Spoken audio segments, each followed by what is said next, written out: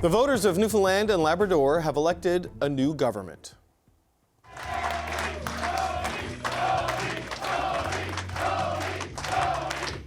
Tony Wakeham secured a progressive conservative majority and put an end to 10 years of Liberal rule. Wakeham campaigned on a promise of change, and for more on what that change might look like, Premier-designate Tony Wakeham joins me now. Tony Wakeham, congratulations on this big electoral win. How are you feeling today, less than 24 hours later? Feeling great, David. It was an unusual path to a majority government, Mr. Wakeham. You know, 40 seats in the legislature. You got to get to 21.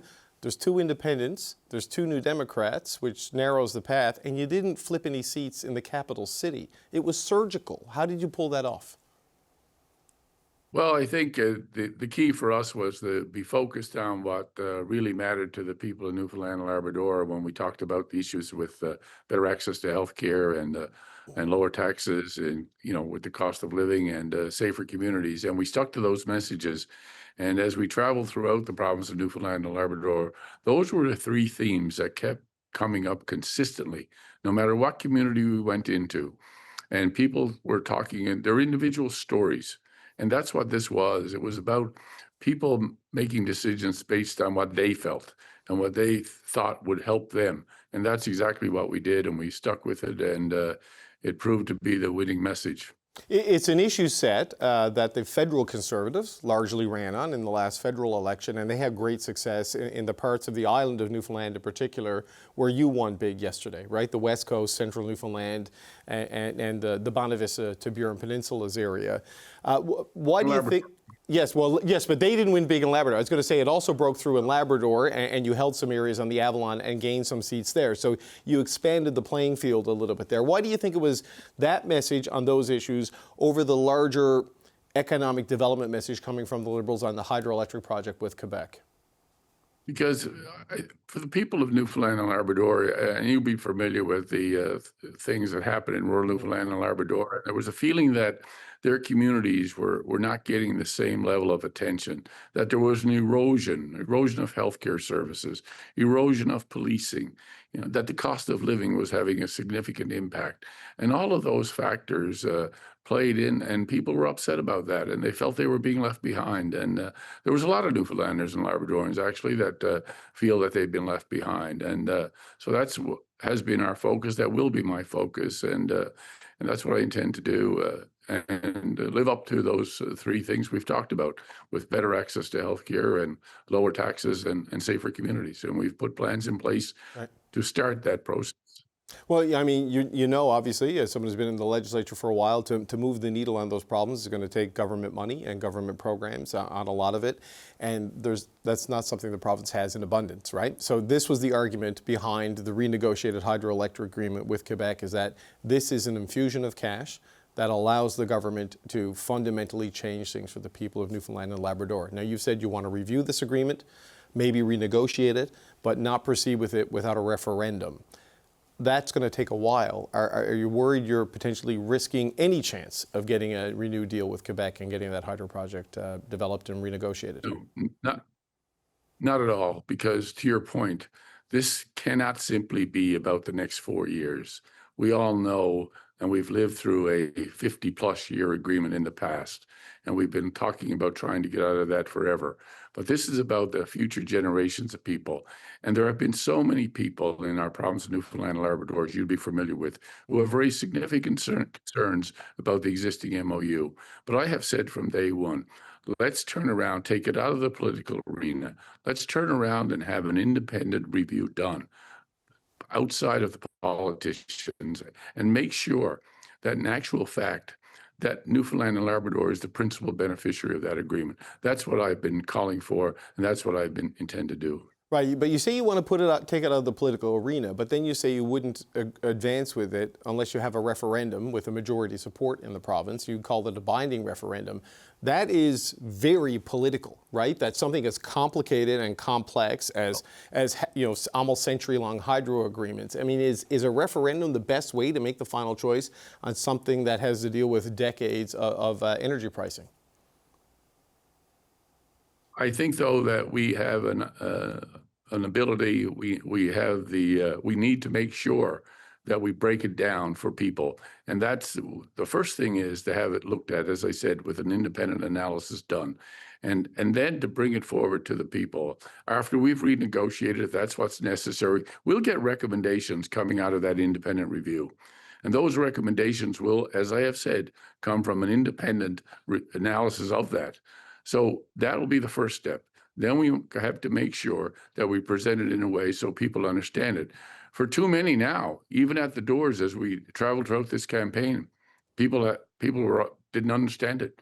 They didn't have any idea whether or not this was a good deal or a bad deal. They were asking for that detail, and they weren't getting it. So now we're going to make sure they get it, and we're going to do this review and have it done. But what if the review comes back and says, Premier Wakeham, this is a good deal. This is the best you're going to get, and this is the right thing to do. Do you still go ahead with a referendum and risk it if the independent experts conclude it's the right thing for Newfoundland and Labrador? What we're talking about here is making sure that Newfoundland and Labrador are the principal beneficiaries of our resources. I can't speculate on what an independent review may or may not say, but all I know is we need to do it. You and I both know that we went through a review during Muskrat Falls. One of the principal recommendations coming out of that was that before we entered into any more of these mega projects, that we have it done and an independent review carried out to make sure we get it right. And that's exactly, we should be following the recommendations. We've learned we should follow that, and that's what I intend to do. So what's the timeline here, Mr. Wakeham? Because after your big win, you're going to be busy. You got to go through a transition. You got to swear in a cabinet. You have to do all the things that a new government has to do. But then to set up an independent review committee and have them go through a process, there is this sort of deadline to get final commercial agreements done by April of next year. But then there's also the political calendar in Quebec, right, where Premier Legault is facing an election next year, and his government does not look like it is in good shape. So how quickly do you think this can get done, and can you do it before maybe the clock runs out on the partner on the other side of the border? David, I'm not interested in any artificial proposals put forward by Quebec that talk about deadlines or timelines. This is too important. What we need to be focused on is getting the best deal we can.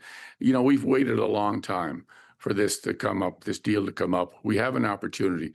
We have the power. Quebec has the needs. We want to make a deal. We want to develop Gull Island. We want to develop Churchill Falls. We want to electrify Labrador. But I don't want to simply turn around and continue simply to look at our hydroelectricity as a product to be sold. I want to look at it as a product to be developed. So how do we use our electricity to develop industries in our own province? That's got to be part of the discussion here.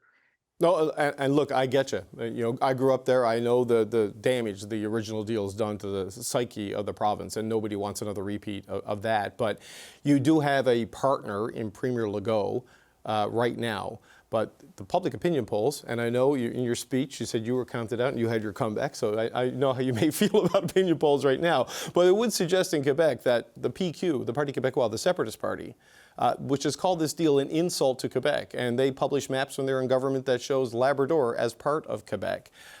If the clock goes past the lifespan of the Legault government potentially and goes into that election cycle in Quebec, you could lose the opportunity, right? So are you looking to have this all ready to go, say, by the spring? Would it be done in 6 months? Would it be done in under 12 months? Do you have a sense of the time frame you want to navigate on this one? We will take as much time as is necessary to make sure that we protect the interests of Newfoundlanders and Labradorians and get the best deal possible for Newfoundland and Labrador. And that's what I'm focused on.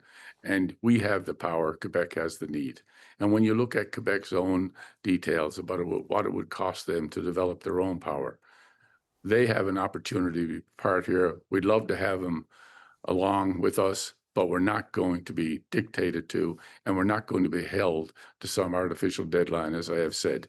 What we want, we have the power. Quebec has the need. Let's negotiate.